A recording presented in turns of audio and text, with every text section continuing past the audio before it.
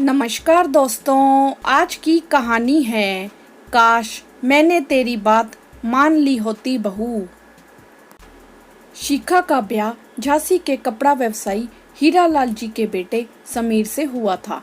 उसके ससुर हीरालाल जी और पति समीर दोनों मिलकर व्यवसाय चलाते थे। ससुराल वाले बहुत अमीर तो नहीं थे, लेकिन धन धान्य की कोई कमी भी नहीं थी। ब्याह के कुछ दिन बाद ही शिखा को समझ में आ गया था कि परिवार में उर्मिला जी की तूती बोलती है। अगर ससुराल में बसना है तो सासू माँ की आज्ञा का पालन करना होगा। उसकी एक प्यारी सी नंद भी थी। हम उम्र होने के कारण दोनों जल्दी ही दोस्त बन गए। शिखा का पति दिन भर दुकान पर रहता और शिखा घर के काम खत्म कर नंद के साथ गप्पे लड़ाती। सब कुछ बहुत अच्छा चल रहा था। एक दिन अचानक शिखा की बुआ सास रश्मि के लिए एक बहुत बड़े घर का रिश्ता लेकर आई। लड़के के पिता सेठ सुंदरलाल जी भी कपड़े के व्यवसायी ही थे, लेकिन उनके पास शहर में कपड़ों के कई बड़े बड़े शोरूम थे। वह झांसी के अमीरों में से एक थे। सारा झांसी शहर सेठ सुंदरलाल की शख्सियत से प्रभावित था। ऐसे में रश्मि के लिए उनके बेटे का रिश्ता आना अंधे के हाथ बटेर लगना जैसा था। शिखा की सासू माँ उर्मिला जी की खुशी का ठिकाना ना था। उनके पैर जमीन पर नहीं पड़ रहे थे। शिखा को बुआ सास की खातिरदारी में लगाकर खुद हीरालाल जी और समीर को फोन पर यह खुशखबरी सुनाने लगी। हीरालाल जी और समीर ने तो सेठ सुंदरलाल जी का नाम सुनते ही फोन पर ही शादी के लिए अपनी सहमति दे दी। उनकी सहमति मिलते ही उर्मिला जी रसोई से जाकर पेड़ा लाई और सबका मुंह मीठा कराने लगी। उर्मिला जी जब शिखा को पेड़ा खिलाने गई तो उसका चेहरा उतरा हुआ था। तब उर्मिला जी ने उसे घूरते हुए कहा, बहू, तेरी नंद का बड़े घर में ब्याह होने जा रहा है। इस बात से तुझे जलन हो रही है क्या, जो शक्ल पर 12 बज रहे हैं? अपनी नंद के लिए खुशी नहीं हुई? मम्मी जी, रश्मि मेरी बहन जैसी है, मुझे उसके लिए जलन क्यों होगी? लेकिन मुझे खुशी से ज्यादा डर लग रहा है। इतने बड़े घर का रिश्ता सामने से चलकर आया है, कोई ना कोई बात तो जरूर होगी। सोचने वाली बात है कि सेठ सुंदरलाल जी के बेटे को एक से बढ़कर एक रिश्ता मिल सकता था, फिर भी उन्होंने हमारी रश्मि को चुना है। कहीं ऐसा तो नहीं कि उनके बेटे में कोई खोट है? शिखा ने संशय व्यक्त करते हुए कहा। शिखा बहू, इस रिश्ते पर जरा भी संदेह मत करो, क्योंकि सेठ सुंदरलाल जी का शुद्ध आचरण और शालीन व्यवहार पूरे झांसी में मशहूर है। उनकी पत्नी भी उतनी ही सौम्य स्वभाव की है। बड़े होने का उन्हें जरा भी घमंड नहीं है। सेठ सुंदरलाल जी के यहाँ तुम्हारे फूफा ससुर का उठना बैठना है, इसीलिए वह सुंदरलाल जी के परिवार को नजदीकी से जानते हैं। तेरे फूफा ससुर की बात पर ही उन्होंने रश्मि के लिए अपने बेटे का रिश्ता भिजवाया है। उर्मिला जी के बोलने से पहले ही शिखा की बुआ सास बोल पड़ी।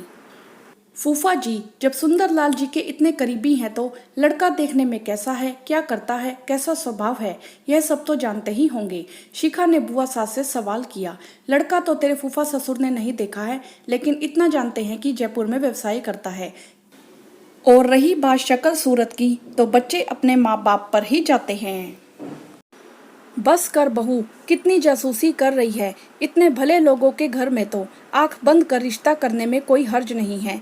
शाम में तेरे ससुर और समीर के आते ही इस पर बात होगी और कल ही उन्हें सुंदरलाल जी के घर भेजकर रिश्ते की मंजूरी दिलवा दूंगी। उर्मिला जी ने शिखा को डांटकर चुप कराते हुए अपना फैसला सुना दिया। शिखा चुप होकर रात के खाने की तैयारी करने में जुट गई, लेकिन उसके मन में संदेह खत्म नहीं हुआ। रात में समीर और हीरालाल जी के घर आते ही उर्मिला जी ने सबसे पहले रश्मि की शादी की बातें छेड़ी। खाने की टेबल पर सब ने मिलकर अगले दिन सुंदरलाल जी के यहाँ जाकर रिश्ता पक्का करने का सारा प्लान बना लिया। रिश्ते के लिए सुंदरलाल जी की तो पहले से ही हाँ थी, इसीलिए आनन फानन में शादी की तैयारी शुरू हो गई। शिखा ने अपने पति को भी लाख समझाया, लेकिन सुंदरलाल जी की धन दौलत और शोहरत ने सबको अंधा बहरा बना दिया था। 10 दिन के अंदर रश्मि की शादी बहुत धूमधाम से संपन्न हो गई और वह विदा होकर सुंदरलाल जी के घर पहुंच गई। रश्मि के ब्याह के बाद उर्मिला जी की अकड़ और बढ़ गई थी। नाते रिश्तेदारों से सिर्फ बेटी के ससुराल का बखान करती रहती थी, लेकिन शिखा को रश्मि की चिंता सताए जा रही थी, क्योंकि जब से रश्मि विदा होकर गई थी उससे अच्छे से बात नहीं हो पाई थी। शिखा जब भी उसके पति के बारे में पूछती तो वह कभी रस्मों और कभी आसपास किसी की मौजूदगी का बहाना बनाकर फोन रख देती। रश्मि ने अपने रिश्ते की सच्चाई घर वालों से छुपाने की कोशिश की, लेकिन सच को छुपाना मुश्किल ही नहीं नामुमकिन होता है। हीरा लाल जी और समीर तो रश्मि को बड़े घर में ब्याह कर निश्चिंत हो गए थे। उन्हें अपने व्यवसाय से फुर्सत ही नहीं मिलती थी कि जाकर रश्मि का हाल खबर लें। दोनों अपनी अपनी पत्नियों से पूछकर ही काम चला लेते थे। एक दिन शिखा ने उर्मिला जी से रश्मि से मिलने जाने का परमिशन मांगा तो साथ में वह भी जाने के लिए तैयार हो गईं। ढेर सारे फलों, मिठाइयों और उपहारों से लदी दोनों सास बहू रश्मि के ससुराल जा पहुंचे। इतना बड़ा घर देखकर उर्मिला जी अपनी बेटी के नसीब पर मन ही मन इतरा रही थी। वहां पर दोनों सास बहू का बहुत शानदार स्वागत हुआ। खाते पीते आधा घंटा बीत गया, लेकिन अभी तक दोनों को रश्मि का दीदार नहीं हुआ था। उर्मिला जी को तो बेटी से ज्यादा वहां के कीमती सामान में रुचि थी, लेकिन शिखा का मन रश्मि से मिलने को बेचैन हो रहा था। दामाद जी और रश्मि कहीं दिखाई नहीं दे रहे। शिखा से रहा नहीं गया, उसने रश्मि की सास से पूछ लिया, बहू अभी आती ही होगी और मेरा बेटा रोहित तो जयपुर में है। रश्मि की सासू माँ बोली, आपकी आज्ञा हो तो हम कुछ दिनों के लिए रश्मि को अपने साथ ले जाएं और दामाद जी के आते ही वापस छोड़ जाएंगे। शिखा आग्रह पूर्वक बोली, आप लोग बहू से यहीं आकर मिल लिया करो, क्योंकि बहू चली गई तो मेरा मन नहीं लगेगा। फिर मेरा बेटा तो कभी भी आ जाता है और समय की कमी के कारण जल्दी लौट भी जाता है। ऐसे में बहू को नहीं देखेगा तो उसे अच्छा नहीं लगेगा। रश्मि की सासू माँ अचकचाते हुए बोली। तभी शिखा को रश्मि आती हुई दिखाई दी। वह दौड़कर उसके पास पहुंची और उसे गले लगा लिया। शिखा के गले लगते ही रश्मि की आंखों के कोर गीले हो गए। शिखा रश्मि को ध्यान से देखा तो शॉक्ड रह गई। फूल सी रश्मि सूख कर काटा हो गई थी। हिरनी जैसी दिखने वाली आंखें सूजी हुई और डार्क सर्कल के घेरे में कैद हो गई थी। दूध सी रंगत पीली पड़ गई थी। रश्मि की हालत देखकर शिखा रश्मि को अपने साथ लाने की जिद करने लगी। उर्मिला जी ने शिखा को आंखें भी दिखाई, लेकिन वह नहीं मानी। रश्मि को साथ लेकर ही लौटी। घर आकर उर्मिला जी रश्मि को साथ लाने के लिए शिखा को सुनाने लगी। कैसी माँ है आप, धन दौलत की पट्टी आंखों पर बांध कर बैठी हैं। आपको अपनी बेटी की हालत नहीं दिख रही है? बेटी तू कैसी है, एक बार भी आपने उससे पूछा है? धन दौलत ही सब कुछ नहीं होती, मन की सुख शांति भी कोई चीज होती है।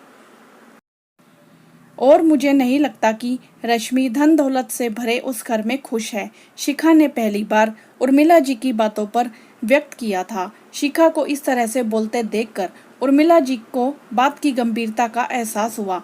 उन्होंने रश्मि को ध्यान से देखा तो उसके पीले पड़े चेहरे को देखकर उनका कलेजा फट गया। रश्मि बेटा, सच सच बता, क्या तू अपने ससुराल में खुश नहीं है? उर्मिला जी ने रश्मि के सिर पर प्यार से हाथ फेरते हुए कहा। माँ का स्नेहिल स्पर्श पाकर रश्मि बिलक उठी। माँ, मैं वापिस नहीं जाऊंगी, वहाँ मेरा मन नहीं लगता। इतने बड़े घर में मैं सजावटी गुड़िया की तरह किसी कोने में पड़ी रहती हूँ। आज तक रोहित के साथ मैंने 1 घंटा भी नहीं बिताया। विदाई वाले दिन सारी रस्में संपन्न होते ही वह जयपुर के लिए निकल गया। उस दिन के बाद से वह हर दूसरे दिन आता है, लेकिन सिर्फ 1-2 घंटे के लिए वह भी अपनी माँ के साथ बिताकर जयपुर लौट जाता है। मम्मी जी से इस बारे में मैंने बात की। उन्होंने बोला कि काम के दबाव से परेशान रहता है, शायद इसीलिए खिंचा खिंचा रहता होगा। धीरे धीरे सब ठीक हो जाएगा। लेकिन आज तक उसने मुझे सामने से तो क्या, फोन से भी कभी बात नहीं की। मैं आप लोगों को नहीं बता रही थी, आप लोग परेशान हो जाएंगे। सब कुछ बताकर रश्मि उर्मिला जी को पकड़कर जोर जोर से रोने लगी। उर्मिला जी को काटो तो खून नहीं, ऐसा लग रहा था उनके पैरों तले की जमीन किसी ने खींच ली हो। उन्हें समझ नहीं आ रहा था कि अब क्या करें। उनकी आंखों से बेटी का गम बह रहा था। उन्होंने शिखा की तरफ उम्मीद भरी नजरों से देखा। मैंने तो पहले ही कहा था कि बेटी की शादी में जल्दबाजी नहीं करनी चाहिए जब तक लड़का और उसके परिवार वालों के बारे में सही से जान ना लें। अपनी बेटी को उस घर में न ब्याहें। आखिरकार बेटी की जिंदगी का सवाल होता है। लेकिन मेरी किसी ने एक ना सुनी। लड़के के बारे में पता लगाने का समय न तो पिताजी के पास था न ही समीर के पास। सुनी सुनाई बातों में आकर बेटी को ब्याह दिया, शिखा गुस्से में बोले जा रही थी। काश हमने तेरी बात मान ली होती बहू, तो आज यह दिन देखना ना पड़ता। उर्मिला जी ने शिखा को कहा और फूट फूट कर रोने लगी। मम्मी जी, अब पछताए होत क्या जब चिड़िया चुग गई खेत। ये रोने धोने का समय नहीं, बल्कि रोहित के बारे में पता लगाने का समय है। शिखा अभी भी बहुत गुस्से में थी।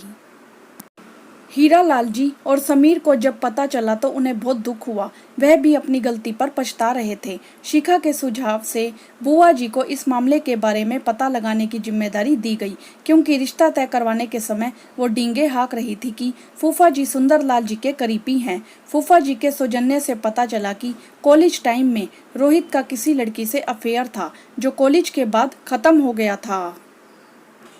लेकिन उसकी शादी की बात सुनकर वह लड़की एक दिन कुछ पुराने फोटो के साथ रोहित की दुकान पर पहुंची और उसे शादी करने को बोली। जब रोहित ने इनकार किया तो उसे बदनाम करने की धमकी दी। तब से वह लड़की उसे ब्लैकमेल कर रही है। इसी कारण रोहित फ्रस्ट्रेट रहता है। वह जल्द से जल्द छुटकारा पाकर अपनी नई जिंदगी शुरुआत करना चाहता है। मामला नाजुक होने के कारण सुंदरलाल जी के परिवार ने इस बारे में रश्मि के परिवार को कुछ नहीं बताया और अंदर ही अंदर मामला सुलझाने में लगे रहे। सारी बातें जानकर रश्मि के घर वालों को तसल्ली हुई। शिखा ने रोहित से बात की और उसे इस मामले से निकलने में मदद का भरोसा दिलाया। थोड़ा समय लगा, लेकिन सब कुछ ठीक हो गया और रश्मि अपने ससुराल में खुशी खुशी रहने लगी। दोस्तों, रश्मि भाग्यशाली थी। सब कुछ ठीक हो गया, लेकिन अक्सर हड़बड़ी की शादी में गड़बड़ी होते ही देखा है। हाँ तो दोस्तों, आपकी इस विषय में क्या राय है, आप हमें कमेंट करके जरूर बताएं। वीडियो को लाइक करें, शेयर करें और चैनल को सब्सक्राइब भी करें। धन्यवाद।